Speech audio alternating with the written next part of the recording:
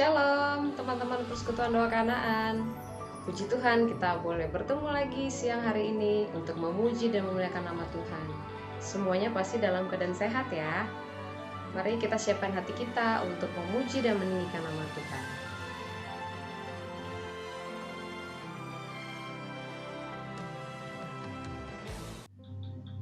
Mari kita bersatu dalam doa.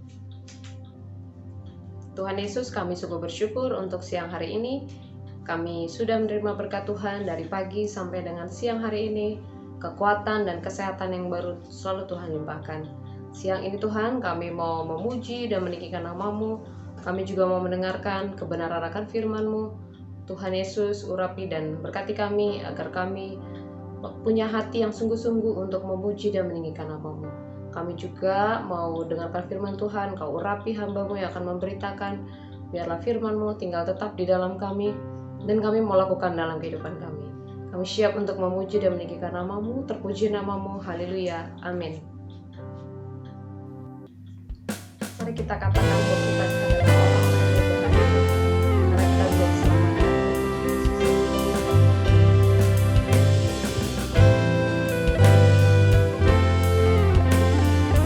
selamat.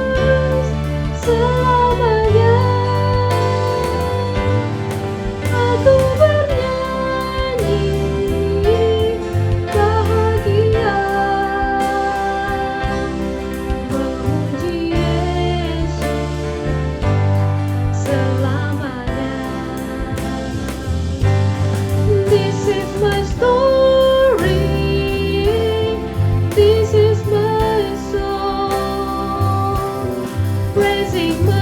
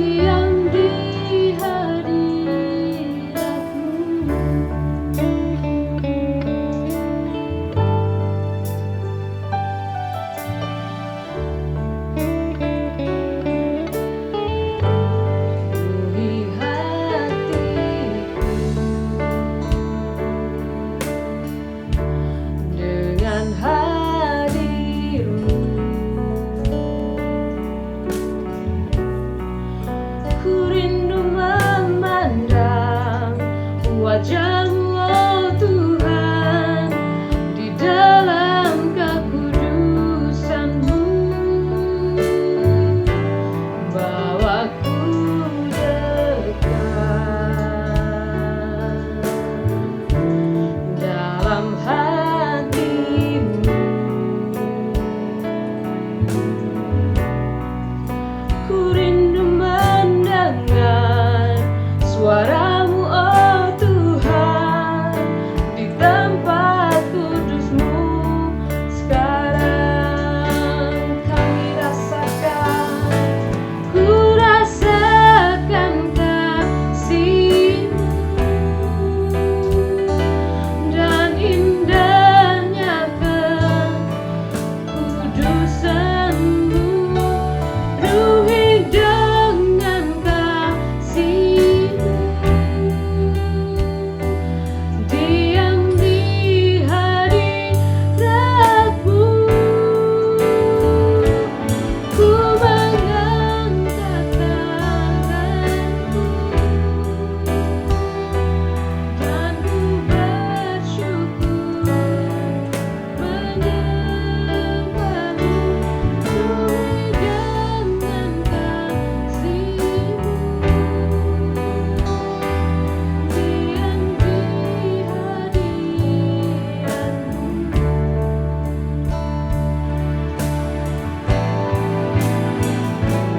Ku rasakan kasih-Mu dan indahnya kekudusan-Mu. Penuhi dengan kasih-Mu, diam di hadirat-Mu. Ku mengangkat tanganku dan ku bersyukur menyembah-Mu. Penuhi dengan kasih-Mu, diam di hadirat-Mu. Ku mengangkat tanganku dan ku bersyukur menyembah-Mu. Penuhi dengan kasih-Mu, diam di hadirat-Mu. Ku mengangkat tanganku dan ku bersyukur menyembah-Mu. Penuhi dengan kasih-Mu, diam di hadirat-Mu.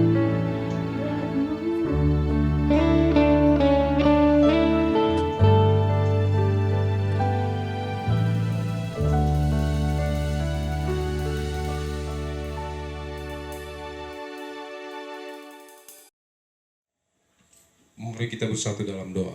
Segala puji syukur hanya bagi Bapa. Sebentar kami akan beribadah Tuhan. Hadirlah Tuhan di tengah-tengah ibadah kami. Urapilah kami ya Bapa, agar kami dapat merasakan hadirat Tuhan dalam ibadah kami. Tuhan yang memimpin acara ibadah kami ini dari awal, pertengahan, hingga akhirnya. Tuhan, kami datang dalam ibadah kami ini Bapa. Kami dilepaskan, kami dilegakan ya Bapa. Karena kami tahu Tuhan, hadirat Tuhan yang membuat kami menerima kemenangan, memberikan kami sukacita ya Tuhan. Terpuji-pujilah nama Tuhan Yesus. Terpuji-pujilah nama Tuhan Yesus Kristus. Haleluya, haleluya. Amin.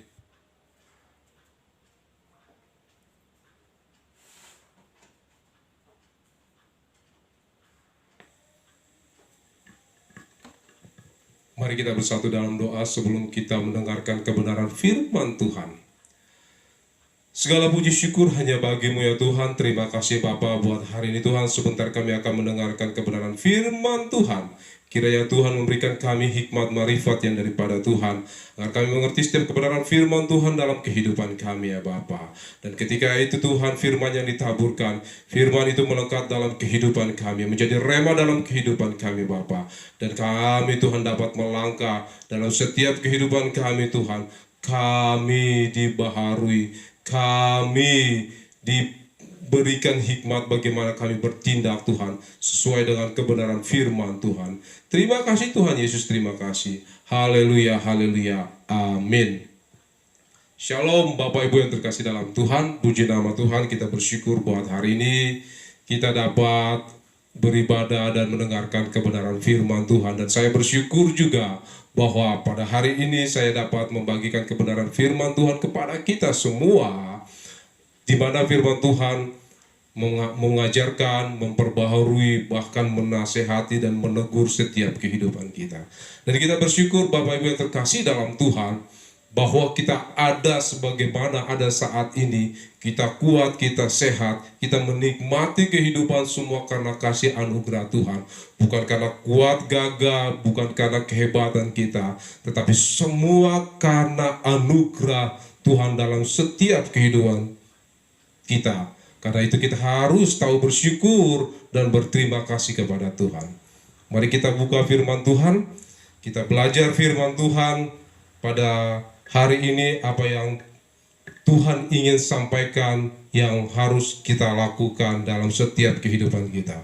Firman Tuhan pada hari ini terambil dari kitab 2 Raja-Raja 18 ayat 1 sampai 8. Kitab 2 Raja-Raja ayat 18.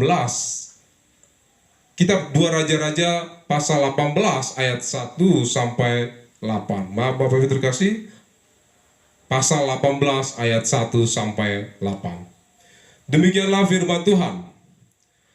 Maka dalam tahun ketiga zaman Hosea bin Ela raja Israel, Hizkia anak Ahaz raja Yehuda menjadi raja. Ia berumur 25 tahun pada waktu ia menjadi raja, dan 29 tahun lamanya ia memerintah di Yerusalem. Nama ibunya ialah Abi, anak Zakaria. Ia melakukan apa yang benar di mata Tuhan, tepat seperti yang dilakukan Daud bapa leluhurnya. Dia menjauhkan bukit-bukit pengorbanan, dan yang merobohkan tugu-tugu berhala, dan yang menebang tiang-tiang berhala, dan yang menghancurkan ular tembaga yang dibuat Musa.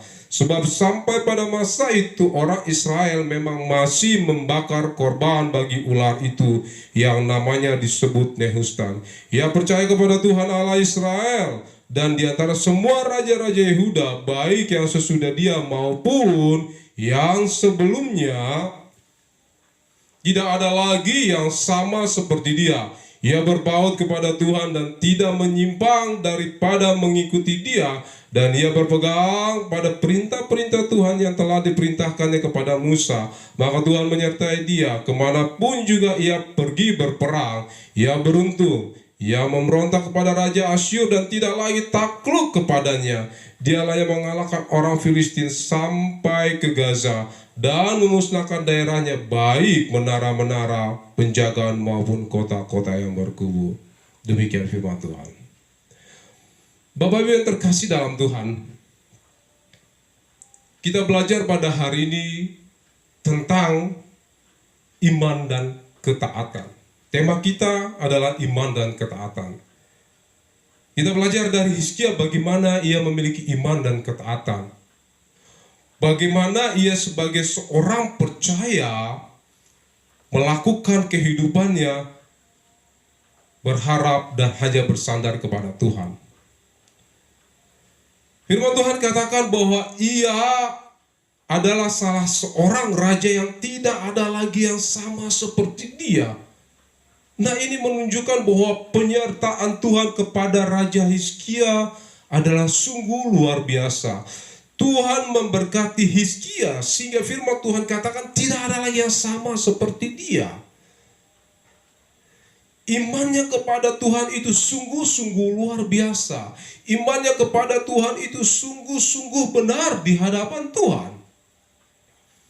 Kita lihat apa yang ditindaklanjuti, yang diperbuat oleh Hizkia ketika ia menjadi raja.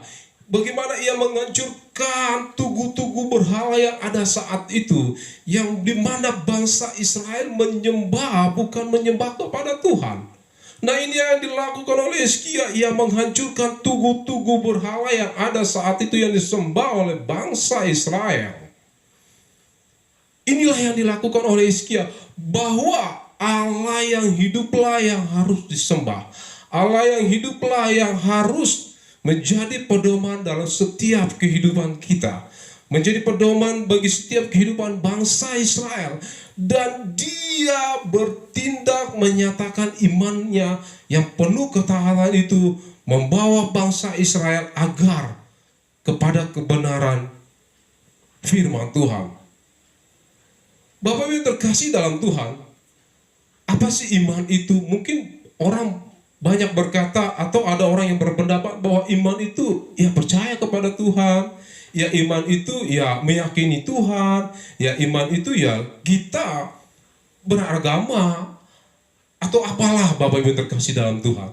Tetapi firman Tuhan katakan bahwa iman itu bukan sekedar hanya percaya, iman itu bukan sekedar hanya beragama. Tetapi firman Tuhan katakan bahwa iman itu adalah percaya sepenuhnya dan bertindak atau meyakini apa yang kita yakini itu dalam setiap kehidupan kita. Kita belajar bagaimana Abraham ketika Tuhan panggil, ketika Tuhan berfirman kepadanya, "Hai Abraham, pergilah dari tempatmu menuju ke tempat yang aku janjikan." Apa yang dilakukan Abraham? Ia bertindak, ia mengimaninya, dan ia mentaati apa yang Tuhan perintahkan kepadanya. Walaupun dia tidak tahu kemana dia harus melangkah, tetapi ia meyakini, ia mengimani. Dalam imannya itu dia taati, dia melangkah. Walaupun kita lihat dalam firman Tuhan, Alkitab mencatat walaupun Abraham tidak menikmati apa yang Tuhan janjikan kepadanya, tetapi itu Tuhan genapi kepada anak cucunya, yaitu bangsa Israel. Nah, firman Tuhan juga katakan bahwa iman itu adalah dasar dari segala sesuatu yang tidak pernah kita lihat, tetapi kita yakini. Tuhan Yesus juga mengatakan, berbahagialah orang yang tidak melihat tetapi percaya. Ini menandakan apa? Aku benar-benar ada, aku benar-benar Tuhan. Jadi kamu harus percaya kepada saya yang adalah sebagai kebenaran, yang adalah sebagai juru selamat,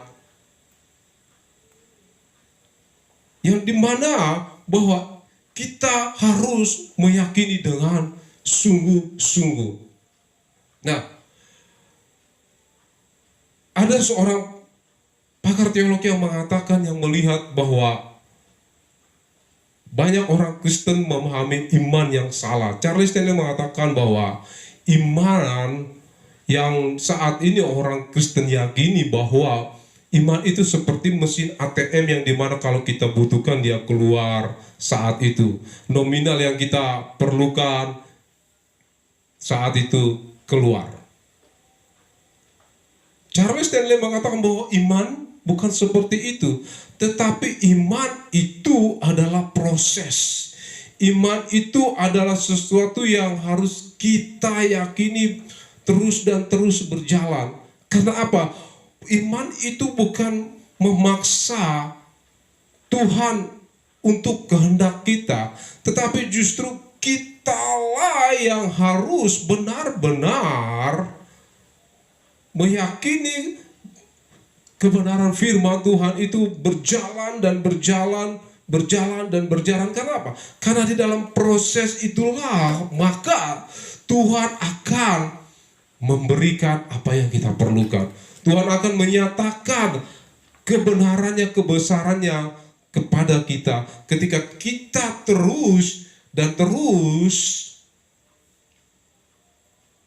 mengikuti atau menghadapi proses tersebut. Karena firman Tuhan juga katakan, kita ini bukan anak-anak yang gampangan. Kita ini perlu proses. Karena dalam proses setelah kita menjadi orang-orang yang luar biasa. Dan dalam proses setelah kita mengerti apa yang tidak kita ketahui menjadi kita ketahui. Firman Tuhan juga katakan di dalam Matius 7 ayat 24 sampai 27 bagaimana dicontohkan oleh Tuhan Yesus sendiri tentang dua orang yang mendirikan bangunan, yang satu di atas batu karang, yang satu di atas pasir. Yang satu yang mendirikan bangunan di atas batu karang adalah seorang yang mendengar dan melakukan sehingga bangunannya itu kokoh. Ketika badai, topan datang, bangunan itu berdiri kokoh kuat. Tetapi yang satu lagi mendirikan bangunan di atas pasir. Karena apa? Dia tidak melakukan, dia hanya sekedar mendengar. Dia hanya sekedar mendengar. Sehingga ketika badai topan datang, maka bangunan tersebut akan hancur. Nah, inilah Bapak Ibu yang terkasih dalam Tuhan, bahwa iman itu kita harus bertindak, dengar dan mentaatinya. Karena Bapak Ibu yang terkasih dalam Tuhan, ketaatan dalam firman Tuhan katakan di Ulangan, kalau tidak salah Bapak Ibu yang terkasih Tuhan, di mana dikatakan bahwa ketaatan juga mendatangkan berkat dan kutuk. Ketaatan mendatangkan berkat dan kutuk. Maksudnya apa? Ketaatan mendatangkan berkat dan kutuk, yaitu ketika kita taat dengan sungguh-sungguh dalam Tuhan, maka akan ada berkat yang luar biasa. Tetapi ketaatan yang tidak sungguh-sungguh, maka akan mendatangkan kutuk. Nah, inilah yang harus kita renungkan dalam kehidupan kita Bapak Ibu yang terkasih dalam Tuhan. Bahwa iman dan ketaatan itu bukan sekedar hanya percaya. Iman dan ketaatan itu harus dilakukan. Karena dalam iman juga mendatangkan mukjizat. Bagaimana orang buta yang berseru-seru kepada Tuhan, lalu Tuhan mengoleskan matanya dengan tanah yang Tuhan sudah aduk-aduk. Orang buta itu melihat. Nah, di sini kita belajar juga Bapak yang terkasih dalam Tuhan. Orang buta itu tidak melihat Tuhan, tidak tahu wujudnya Tuhan Yesus saat itu. Tetapi dia percaya bahwa Yesus itu adalah penyembuh, Yesus itu adalah Tuhan. Maka di dalam imannya itu ia bertindak. Berpengharapan kepada Tuhan bahwa ia akan sembuh, bahwa ia akan melihat. Dan itu terjadi Bapak Ibu yang terkasih dalam Tuhan. Orang buta tersebut melihat. Dan juga bagaimana kehidupan Naaman, seorang panglima, seorang yang bukan bangsa Israel, datang kepada Nabi bangsa Israel untuk meminta kesembuhan. Apa yang Nabi katakan? Pergilah ke kolam, maka celupkanlah, maksudnya masuklah ke dalam danau tersebut. Memang pertama Naaman ragu-ragu, tetapi ia kembali merenungkan, kita sudah jauh-jauh ke sini, kok kita pulang hanya sia-sia. Nah, di situ Naaman bertindak, baiklah. Nah, apa yang terjadi? Naaman memiliki kesembuhan. Naaman menerima kesembuhan. Nah, kita belajar dari dua hal ini Bapak Ibu yang terkasih dalam Tuhan. Bahwa ketika kita beriman, kita harus bertindak. Ketika kita beriman, kita harus melakukan. Karena seperti saya katakan bahwa iman mendatangkan mukjizat yang luar biasa bagi kita yang percaya kepada Tuhan. Apa yang kita pelajari dari Raja Hizkia, bagaimana dia memiliki iman dan ketaatan? Mari kita lihat apa yang kita pelajari dari Raja Hizkia. Yang pertama, Bapak Ibu yang terkasih dalam Tuhan, di ayat 3-5 dikatakan bahwa ia melakukan apa yang benar di mata Tuhan, tepat seperti yang dilakukan Daud. Dia menghancurkan tugu-tugu berhala, dan digarisbawahi di ayat yang kelima, ia percaya kepada Tuhan Allah Israel. Wow, luar biasa. Yang pertama yaitu kita belajar dari Hizkia tentang iman dan ketaatan, yaitu melakukan atau bertindak sesuai dengan kebenaran firman Tuhan. Bapak yang terkasih dalam Tuhan, firman Tuhan katakan bahwa ketika Allah menciptakan langit dan bumi, Allah berfirman. Ini menandakan apa? Bahwa Allah itu berkuasa, hanya sekedar berkata saja, hanya sekedar mengucapkan saja, maka yang tidak ada menjadi ada.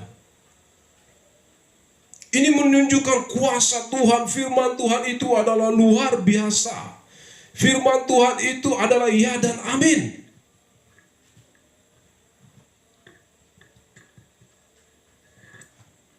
Tidak ada keraguan di dalamnya. Kita harus melakukan kehidupan kita bertindak sesuai dengan firman Tuhan. Bapak Ibu yang terkasih dalam Tuhan, kita harus tahu, kita harus sadari bahwa firman Tuhan itu adalah perkataan Tuhan. Firman Tuhan itu adalah kekuatan bagi kita. Firman Tuhan itu adalah pertolongan bagi kita. Firman Tuhan itu menguatkan kehidupan kita. Firman Tuhan itu memberikan kelegaan bagi kehidupan kita. Firman Tuhan itu dahsyat.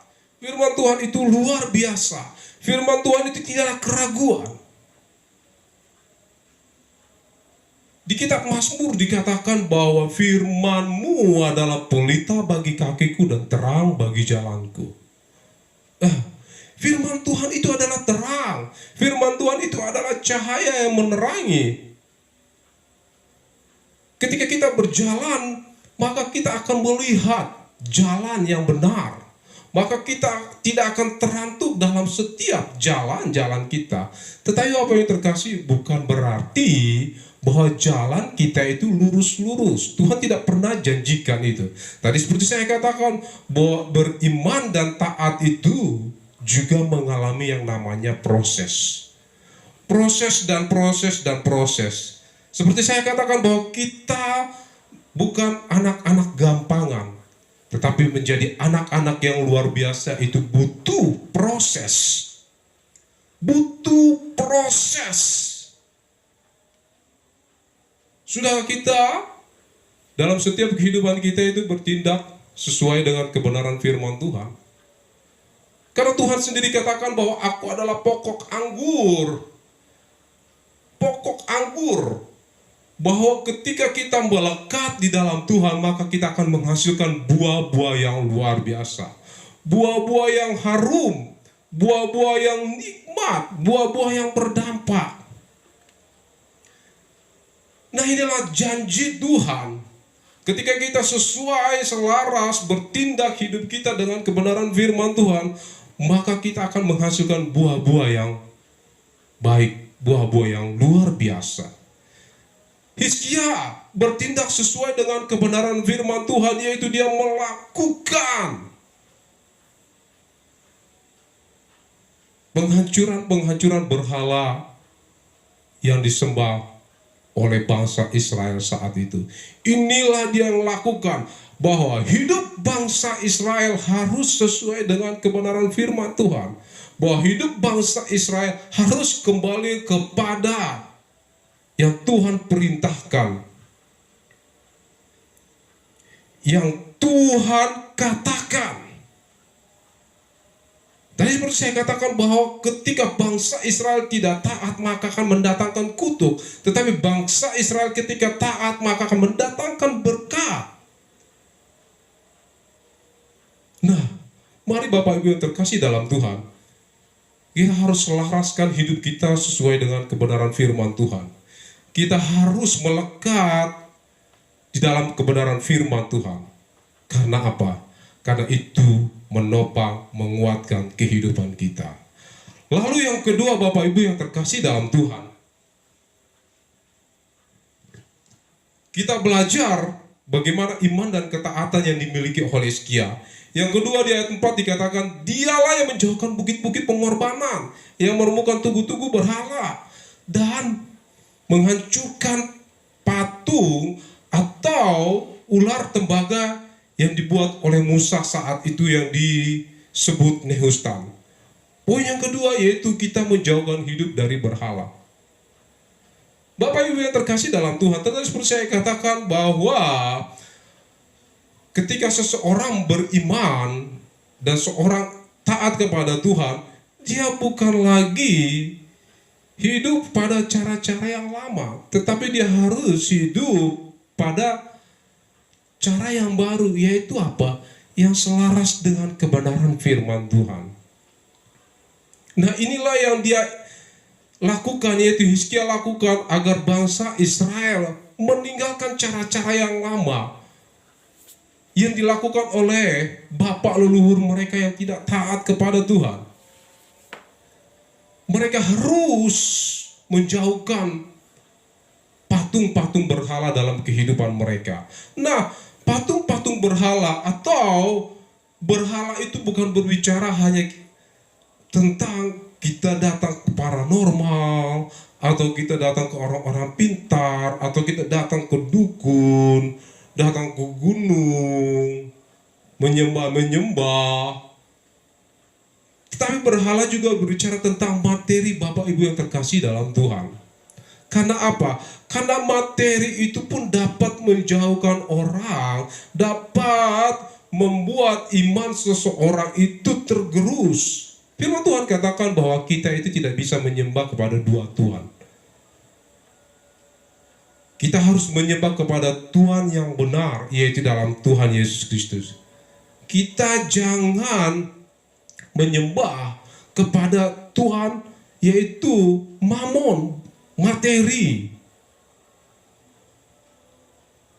Walaupun kita tahu bahwa saat ini kehidupan ekonomi kita sedang tergoncangkan, bahkan seluruh dunia, setiap orang-orang pasti yang mengalami yang namanya kegoncangan ekonomi. Banyak perusahaan yang tutup, banyak perusahaan yang mengurangkan karyawannya. Bapak Ibu yang terkasih dalam Tuhan, mungkin kita pernah atau mengalami sendiri ketika kita belum mendapatkan pekerjaan, kita itu rajin beribadah, berdoa, bahkan satu hari mungkin bisa 7 kali, 10 kali, atau ya bahkan lebih. Tidak pernah yang namanya dalam satu minggu itu dilewatkan. Kita berharap pada Tuhan, berseru kepada Tuhan, meminta apa yang kita inginkan. Tetapi ketika Tuhan berikan apa yang kita inginkan, pekerjaan yang kita inginkan, kita dapatkan daripada Tuhan, lalu ketika kita bekerja, ternyata tempat pekerjaan kita itu, wow, luar biasa enaknya. Mungkin dapat saya katakan bahwa perut tidak akan pernah lapar. Karena apa? Karena selalu terisi.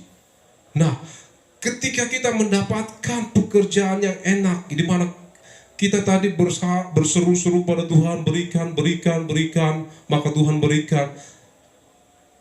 Lalu pekerjaan itu menjadi Tuhan atas kita, bukan Tuhan lagi yang menjadi Tuhan atas kita.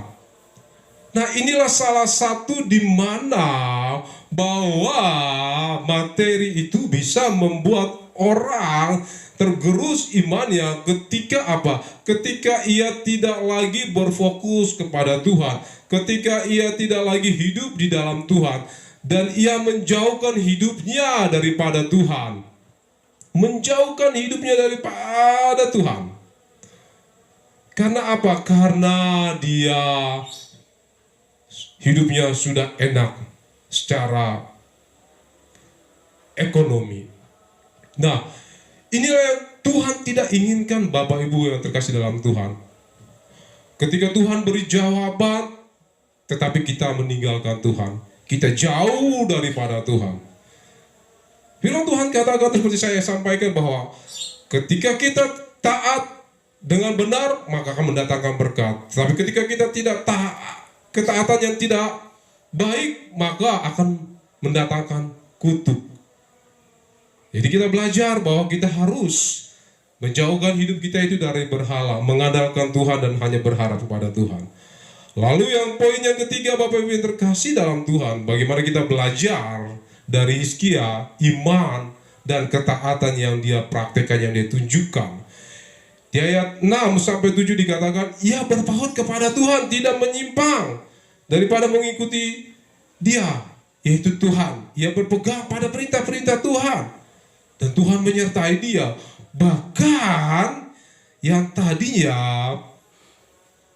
bangsa Israel dalam kungkungan bangsa Israel, Tuhan lepaskan. Ia memberontak kepada bangsa Asyur, dan juga ia mengalahkan orang-orang Filistin yang saat itu juga menjadi musuh bangsa Israel yang kuat. Kenapa bangsa Filistin menjadi kuat? Karena bangsa Israel sudah tidak lagi dalam Tuhan. Nah, Bapak Ibu yang terkasih dalam Tuhan, poin yang ketiga yaitu kita tetap teguh dan tidak menyimpang ke kanan ke kiri.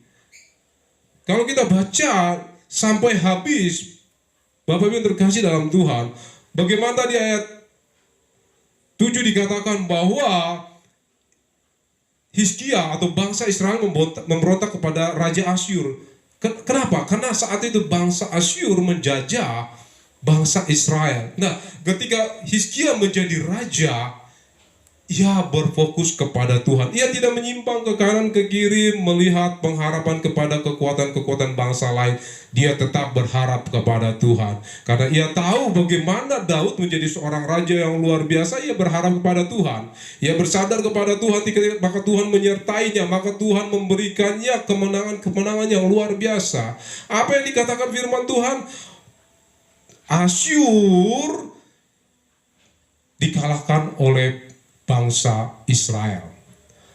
Tuhan membebaskan bangsa Israel dari genggaman bangsa Asyur atau penjajahan bangsa Asyur. Nah, begitu dengan kehidupan kita, Bapak Ibu yang terkasih dalam Tuhan. Kita jangan sampai hal-hal yang tidak berkenan di hadapan Tuhan membuat kita menyimpang ke kanan, ke kiri. Tapi kita tetap harus berfokus kepada Tuhan, berfokus kepada Tuhan. Karena Tuhan yang akan membuat setiap kita itu bisa menang, memberikan pertolongan. Memberikan pertolongan.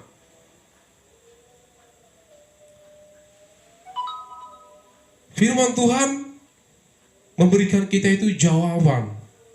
Firman Tuhan memberikan kita itu kekuatan yang luar biasa. Tetap teguh dan tidak menyimpang. Kita lihat bagaimana Yosua berkata, aku dan seisi rumahku akan merenungkan firman Tuhan. Maksudnya apa, Bapak Ibu terkasih dalam Tuhan? Ia tidak akan berfokus kepada hal yang lain. Ia tidak akan berfokus kepada yang di luar Tuhan. Ia tetap akan berfokus kepada firman Tuhan, kepada Taurat Tuhan. Dia akan tetap teguh berpegang kepada firman Tuhan, kepada Tuhan yang membebaskan, kepada Tuhan yang memberi kemenangan, kepada Tuhan yang memberikan kelegaan. Kita lihat bagaimana juga Yosua menjadi seorang pemimpin yang Tuhan pakai menjadi luar biasa. Bangsa Israel dipimpin oleh Yosua yang Tuhan percayakan memasuki tanah perjanjian.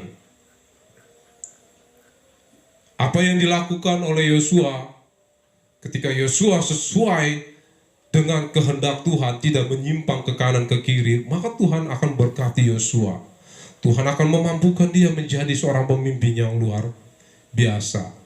Inilah yang dilakukan juga oleh Hizkia, Bapak Ibu yang terkasih dalam Tuhan. Hizkia tidak menyimpang ke kanan ke kiri. Hizkia tidak berpengharapan kepada bangsa-bangsa lain. Mungkin ada penasihat-penasihat yang mengatakan, mari kita datang kepada bangsa ini, mari kita datang ke bangsa ini, karena bangsa ini mungkin dapat membebaskan kita, mungkin bangsa ini dapat memberikan kita kemenangan, membantu kita lepas dari penjajahan atau kungkungan bangsa Asyur. Tetapi Hizkia tetap berfokus kepada Tuhan. Hizkia tidak menyimpang ke kanan ke kiri.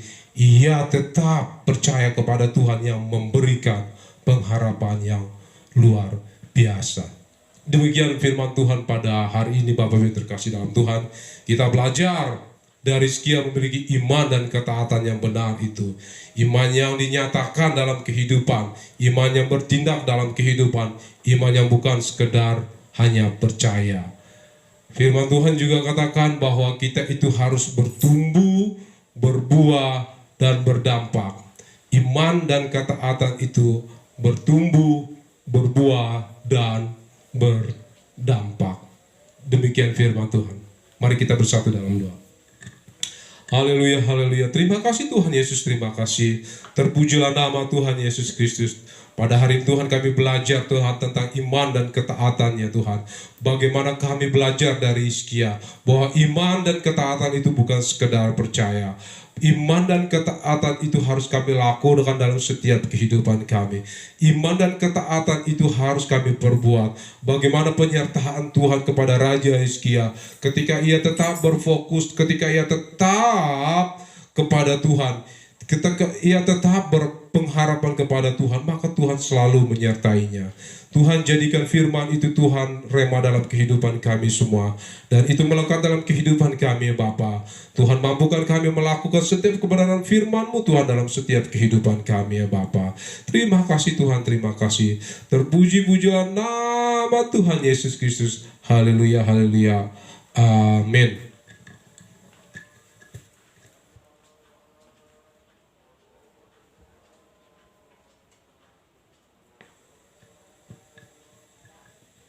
Mari kita bersatu dalam doa untuk di penghujung ibadah kita.